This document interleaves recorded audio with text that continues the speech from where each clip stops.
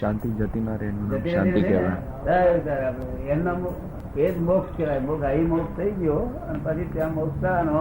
અહીં જતે ભાવ મોક્ષ થાય. કેવું દાદા જતી રહી કઈ રીતે ને ક્યારે કહેવાય? એવું જતી રહી ક્યારે કહેવાય? અહીં અશાંતિ થાય, ઉપાધિ થાય, ગમે નહીં ત્યાં કંટાળો ના પડે. હા તે એવું તો થાય છે. ના એ ના કહેવાય. ઈ કે છે કે નથી જતી રહેતી, એમને એવું થઈ જતું હતું. ના એ નહીં. એ તો પેલું એને સફોકેશન કહેવાય છે, ગુંગરામણ કહેવાય છે. એ તો કર્મના ઉદય આવે ને ત્યાં ગુંગળાવર ખરું ને, એ અશાંતિ ના કહેવાય. એ તો બધા છોકરાને થાય, પણ શાંતિ આખો દાડો ના જાય. એ અજીવ છે. શું છે? અજીબ છે. હા, એટલે અજીવ પીડા કરે ને. અને જગત ના જીવ ને સજીવ હોય. કેવું હોય? ક્રોધ માન મારેલો એને ખરા, પણ અજીવ તેઓ અજીબ વિતરાગવાણી કહેવાય. કે વિતરાગવાણી વાણી કે કસાય વાળી કસાઈ વાણી એ આપણે ઉડતો બોલે તો આપણે દુઃખ થયા કરે. માણસ દુખે બોલતો હોય ને તે દુઃખ થાય. કસાઈ વાણી તો આપણે હમણાં બેઠા હોય ને કઈ જણા આવે જમવા બોલાવા આવ્યો હોય, પણ જરા મોડું થયેલું હોય ને, શું બધા અક્કલ વગરના બેસી રહ્યા છો, હર જમવા જલ્દી બોલે એવું તો આપણે જમ્યા બરોબર થઈ જાય. જો એ કસાઈ વાણી જમવા બોલાવે તે ના ગમે આપણને. એના કરતા ના બોલીશ, તું ના બોલું સારું. તું પેલા એવું બોલતો ને જ્ઞાન લેતા પેલા દુકાળ પર એવું બોલતો ને, કોઈ ઘેર દુકાળ પર જાય ને દુઃખ થાય ને કોઈને. હા નહીં, બહુ ફેરફાર થઈ ગયો. આમ લઈ જાય ફરવા, બગીચામાં લઈ જાય, અને પછી બાબો હોય કે લો ખબર મેળવો કે છે, પેલો ખબર મેળવી બસ ચાલે. બાબા મેળે ખબર, કેટલાક ઘણી એવા ખબર મેળે નહીં કે લેવો તો નાખી દઉં કે એવું કે એટલે પેલી લઈ લે, પછી નાખી દે એમ કે લઈ લે, નાખી દે ખરા નાખી દેવાય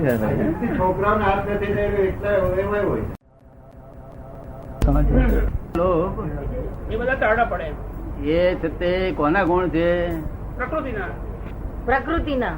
હા, તે જગત આખું શું જાણે છે કે આત્માના ગુણ, ચેતનના ગુણ છે. તો અને આ પ્રકૃતિ જળ છે. શું છે? પ્રકૃતિ પૂરણ ગલન છે. શું છે? પૂરણ ગલન કોઈ તત્વ નથી. પૂરણ ગલન એ તત્વની અવસ્થા છે. શું છે? તત્વ તો પરમાણુ રૂપે છે. શું રૂપે છે? પરમાણુ રૂપે. જળ તત્વ પરમાણુ રૂપે છે, પણ પૂરણ ગલન એ અવસ્થા ઉભી થયેલી છે. તે પરમાણુની એક સ્વાભાવિક અવસ્થા ઉત્પન્ન થાય છે અને એક વિશેષ ભાવ અવસ્થા ઉત્પન્ન થાય છે. તે સ્વાભાવિક અવસ્થા તે આપણે અહીંયા આગળ છે બરફ પડે ને ત્યારે કોઈ એમ પૂતળું છે મહાવીર જેવું દેખાય, એવું થઈ જાય. ઢગલો થાય કે ના થાય? જાત જાત પૂતળા બનાવ્યા હોય એવું બધું થઈ જાય છે ને. એ સ્વાભાવિક અવસ્થા. શું કહ્યું? કોઈ કરેલ નહીં, કુદરત નેચરલી. અને પેલી વિશેષ ભાવ શું? એટલે બે વસ્તુ ભેગી થાય ત્રીજો વિશેષ ગુણ ઉત્પન્ન થાય છે. તો જેમ સૂર્યનારાયણ અહીં આરસના પથ્થર ગાલ્યા હોય તો બપોર 2 વાગે જઈએ તો ઉગાડ પગે જઈએ તો ખબર પડી જાય ને એ ગુણો ક્યાંથી. આ કઈ પથરા ગરમ છે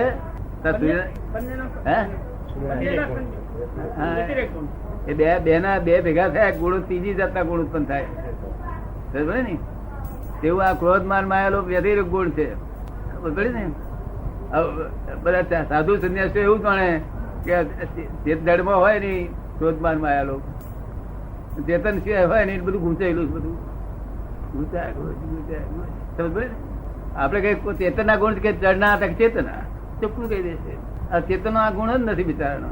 આ ગુણ આવડા માનવા શું થાય કે અરે આત્મા પ્રાપ્ત થાય નહીં. સમજ પડે ને? તારા નિજ સત્સંગ મેં જે વ્યતિરેક ગુણ છે ક્રોધમાન માયા લોક, તે આપડા આત્માના સત્સંગમાં, નિજ સત્સંગ એટલે આત્માના સત્સંગમાં બધા ટાળા ટપ. તો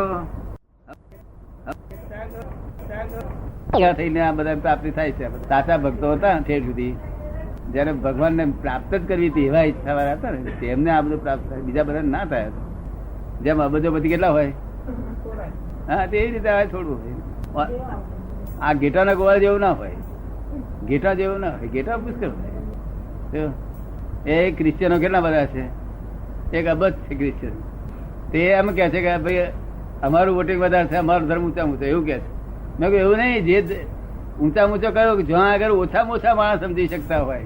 સાયન્ટિસ્ટોની પાસે કહ્યું મારી વાત જશે બહુ કામ કરી નાખે. અત્યાર સુધી તો ઈચ્છા નથી. આવો વાંધો નથી શું, પણ પ્રોપેગંડા પૂર્વક નહીં. પ્રોપેગંડા એટલે આના ભગવતો ભેગા કરવાનું નહીં. આ ટોળું તો એની મારે પોતાનો સ્વતંત્ર વિચારથી સમજથી આ ભેગા કરવાની જરૂર નહીં. અહીંયા ઘરા ગયા તો અહીંયા કોઈ મતનો મંડન કે ખંડન કરવાનું નથી. જો બીજું મંડન કરવાનું થાય, બીજાનું ખંડન કરે તો જ મંડન થાય ને. આ તો મોક્ષે જવાની ટિકિટ બારી અહીં મળી જાય. જો ને શાંતિલાલ પેલી મળી ગઈ ને ખરી ગઈડપણમાં આનંદ ત્યાં જ છે કે છે. શું કે છે? આનંદ ત્યાં જ છે. આનંદ ત્યાં જ છે. તમે તમારા ઘરનું બીજાને આપો ત્યાં આનંદ છે કે છે. શું કહ્યું? સમજ પડે ને?